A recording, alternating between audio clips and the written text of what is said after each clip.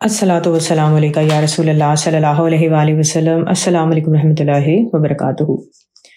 حضرت بابا فرید گنج شکر رحمۃ اللہ علیہ کہتے ہیں کہ ایک دفعہ میں بغداد میں ایک درویش کے پاس تھا۔ وہ درویش یاد خدا میں مصروف تھے اور وہ صاحب نعمت بھی تھے۔ ایک دفعہ نماز جمعہ کے لیے باہر تشریف لائے، ان کی نظر ایک عورت پر پڑ گئی۔ فوراً دونوں ہاتھ اپنی آنکھوں پر رکھ لیے اور کہا یا غفور یا غفور۔ جب نماز جمعہ سے واپس گھر آئے تو دونوں ہاتھ دعا کے لیے اٹھا لیے اور کہا میرے اللہ، جن آنکھوں نے تیرے دیدار کا شرف حاصل کیا ہے مولا، انہیں غیر کے دیکھنے کی توفیق نہ دے۔ ابھی یہ نہیں فرمایا تھا کہ دونوں آنکھوں سے نابینا ہو گئے۔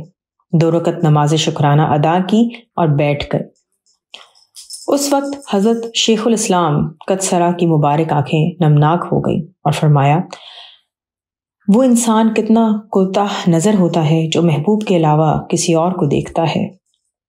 مگر یہ بیت زبان مبارک پر جاری ہوا کہ جس کا ترجمہ اس طرح سے ہے کہ وہ آنکھ جس نے تیرے رخ انور کا دیدار کیا ہے پر اسے دوسری طرف نظر کرنے کی توفیق نہ دے۔ اس کے چند دن گزرنے کے بعد اچانک کوئی ایسی بات ان کے کانوں میں آئی جو سننے کے لائق نہ تھی۔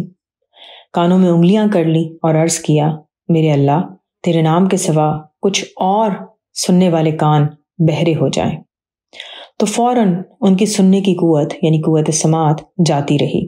اٹھے، وضو کیا، 2 نفل شکرانے کے پڑھے اور فرمایا اب میں اس دنیا سے ایمان کی سلامتی کے ساتھ جا سکوں گا، جبکہ ان دونوں چیزوں سے محروم ہو گیا ہوں۔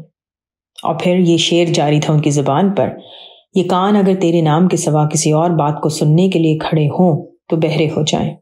جب بابا صاحب رحمۃ اللہ علیہ نے یہ پورا واقعہ سنایا تو رو پڑے اور کہنے لگے کتنا اچھا ہو کہ اگر موت کے وقت میں متاع ایمان یعنی ایمان کی دولت کو قبر تک سلامتی کے ساتھ لے جاؤں۔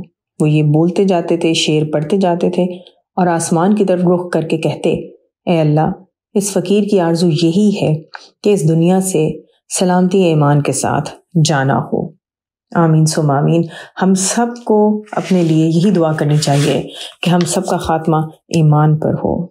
اللہ تعالیٰ ہم سب کو دنیا آخرت دونوں جہاں میں اپنا اور حضور پاک صلی اللہ علیہ وسلم کا دیدار نصیب کریں۔ آمین ثم آمین۔ الصلاۃ والسلام علیکہ یا رسول اللہ صلی اللہ علیہ وآلہ وسلم۔ السلام علیکم رحمۃ اللہ وبرکاتہ۔